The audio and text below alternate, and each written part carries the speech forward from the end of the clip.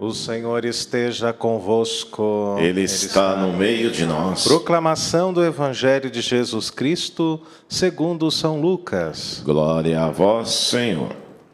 Naquele tempo, disse Jesus aos fariseus: havia um homem rico que se vestia com roupas finas e elegantes e fazia festas esplêndidas todos os dias. Um pobre chamado Lázaro, cheio de feridas, estava no chão à porta do rico. Ele queria matar a fome com as sobras que caíam da mesa do rico. E, além disso, vinham os cachorros lamber suas feridas. Quando o pobre morreu, os anjos levaram-no para junto de Abraão. Morreu também o rico e foi enterrado. Na região dos mortos, no meio dos tormentos, o rico levantou os olhos e viu de longe a Abraão com Lázaro ao seu lado. Então gritou: Pai Abraão, tem piedade de mim. Manda Lázaro molhar a ponta do dedo para me refrescar a língua, porque sofro muito nestas chamas. Mas Abraão respondeu: Filho, lembra-te que tu recebeste teus bens durante a vida e Lázaro, por sua vez, os males. Agora, porém, ele encontra aqui consolo e tu és atormentado. E, além disso, há um grande abismo entre nós.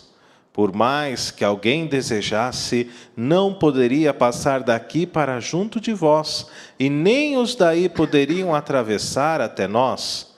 O rico insistiu: Pai, eu te suplico, manda Lázaro à casa do meu pai, porque eu tenho 5 irmãos. Manda preveni-los para que não venham também eles para este lugar de tormento. Mas Abraão respondeu: Eles têm Moisés e os profetas, que os escutem. O rico insistiu: Não, pai Abraão, mas se um dos mortos for até eles, certamente vão se converter. Mas Abraão lhe disse: Se não escutam a Moisés nem aos profetas, eles não acreditarão, mesmo que alguém ressuscite dos mortos. Palavra da salvação. Glória a vós, Senhor. Que as palavras do Santo Evangelho perdoem os nossos pecados. Amém. Queridos irmãos, queridas irmãs, nós iniciamos mais um dia na presença de Deus, colocando no Senhor toda a nossa esperança, não apenas por um dia abençoado, mas por tempos melhores, por dias melhores, não? Tantas notícias ruins, tantas coisas assustadoras estão acontecendo à nossa volta. Por isso hoje nós cantamos assim como o salmista: é feliz quem a Deus se confia. Na verdade, nós não temos outro caminho. Nós não temos outra opção. Deus é o caminho da felicidade. Ele quer cuidar de nós. Nós que passamos por esse momento de tanta dor, não é? Estamos colhendo os frutos daquilo que plantamos nas festas de fim de ano. E são festas espalhadas para todos os cantos. Aglomeração de pessoas para todos os lados. As pessoas parecem se esqueceram do contexto de tudo isso que nós estamos vivendo.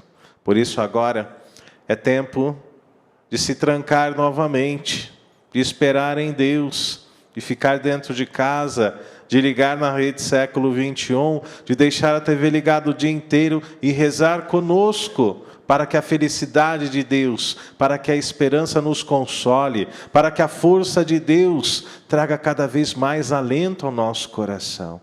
Como dizia o Salmo 1, é feliz quem a Deus se confia. E nós confiamos a Ti, Senhor, toda a nossa vida, toda a nossa saúde, o nosso corpo, as pessoas que amamos, a nossa família. Colocamos tudo isso agora nas mãos de Deus, suplicando para que o Senhor olhe por nós aqui com um olhar cheio de compaixão e de misericórdia, mas é preciso que façamos a nossa parte. É preciso que façamos o nosso papel para que a misericórdia de Deus, mais uma vez, toque verdadeiramente o nosso coração. Na primeira leitura do livro do profeta Jeremias, no capítulo 17, o profeta nos fala que o nosso Deus verdadeiramente, Ele é justo. Ele nos dá conforme o merecimento de nossas obras. E aí está a resposta, a chave de leitura para tudo isso que nós estamos vivendo, não é? Deus permite que as coisas aconteçam. Deus permitiu, porque Deus nos dá liberdade. Não é para sair de casa à noite, mas você é livre para sair. Ninguém vai te amarrar na cama. Deus nos dá liberdade. E foi assim que se perdeu o primeiro casal humano, Adão e Eva. Erraram no uso da liberdade. Erraram no uso do livre-arbítrio.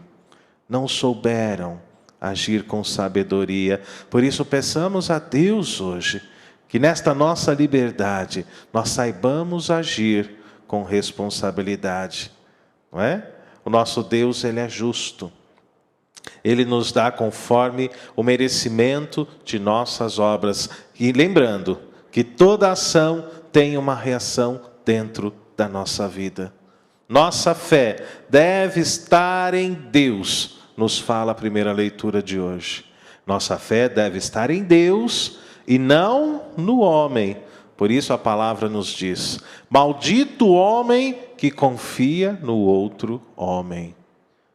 Coloque sua fé antes de tudo em Deus. É Deus a razão da nossa vida. Como dizia Santo Tomás de Aquino, é Deus o motor primeiro, Ele que move o mundo, a força que dá sentido a todas as coisas. Ele é a vida que sopra o Espírito em nosso corpo. É Deus a razão de tudo. Por isso, confie em Deus e não nas pessoas. Você pode até confiar em alguém, mas que antes a sua confiança esteja no Senhor, o nosso Deus. Não apenas a nossa confiança, mas também a nossa força deve estar em Deus e não em nós. Eu louvo a Deus pela minha inteligência, por aquilo que eu sou capaz de fazer, mas tudo isso é dádiva, é presente de Deus. Tem gente que se coloca acima de Deus. Tem gente que se acha mais importante que Deus. Ah, eu sou o cara, eu sou especial, eu sei de tudo, eu não erro, não é? E assim muitas vezes deixamos Deus em segundo plano. Nossa força deve estar em Deus e não em nós, amados. Maldito aquele que faz consistir sua força na carne humana, enquanto seu coração se afasta do Senhor. Aproveitemos este tempo para que o nosso coração possa se aproximar cada vez mais de Deus. E aquele que se aproxima cada vez mais de Deus, ele produz frutos. Ele encontra a verdadeira felicidade. Feliz quem a Deus se confia. Bendito o homem que confia no Senhor, cuja esperança é o Senhor. Por quê?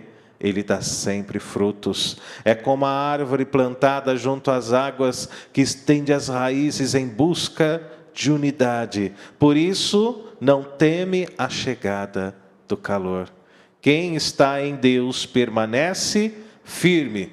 Não se desespera jamais, até mesmo no momento da morte, na doença e no sofrimento. Quem confia em Deus nunca deixa de dar frutos, por mais difícil que seja a situação. É preciso confiar em Deus. Como diz Jeremias, sua folhagem mantém-se verde, não sofre míngua em tempo de seca. E olha que seca nós estamos passando, não? Seca de tristeza, de luto, de morte. E em tempo de seca, nunca deixa de frutificar. E assim, queridos irmãos e irmãs, Jeremias, na primeira leitura, coloca-nos diante da justiça de Deus. Eu sou o Senhor, que perscruto o coração humano e dou a cada qual conforme o seu proceder, conforme o fruto de suas obras. Deus sabe de todas as coisas. Deus é onisciente, é onipresente, Deus é onipotente. Como o profeta Jeremias dizia, Ele perscruta o nosso coração. Ele sabe o que existe dentro de cada um de nós. Não queiramos enganar a Deus, mas que sejamos sinceros diante dos nossos sentimentos. No Evangelho de Lucas, capítulo 16, versos de 19 a 31, nós vemos que a parábola do rico e do pobre Lázaro coloca-nos diante também, assim como na primeira leitura, da justiça de Deus e da iminência do juízo particular e da chegada do juízo particular. Aqui é iminência e não eminência. Diante da chegada do juízo particular e do fim dos tempos. A parábola de Jesus, amados, ela é totalmente escatológica. Ou seja, ela fala-nos das coisas que ainda acontecerão após a nossa morte. Ou seja, o juízo particular, o purgatório, a salvação ou a condenação.